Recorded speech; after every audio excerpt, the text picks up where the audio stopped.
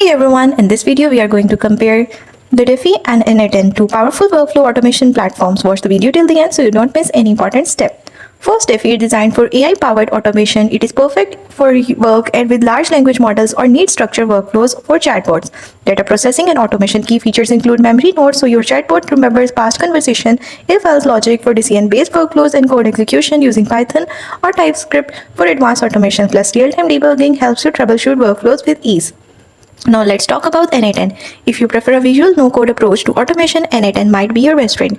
It offers a drag and drop interface to build workflows visually, no coding required. It supports thousands of integration connecting to API databases, web services, CRMs, and more. It also features flexible execution options, running tasks based on event schedules or triggers. Advanced users can add JavaScript for extra control. So which one should you choose? Go for Dify if you need AI-driven automation and LLM-powered workflows. Choose N8N if you prefer a visual no-code builder with extensive integrations.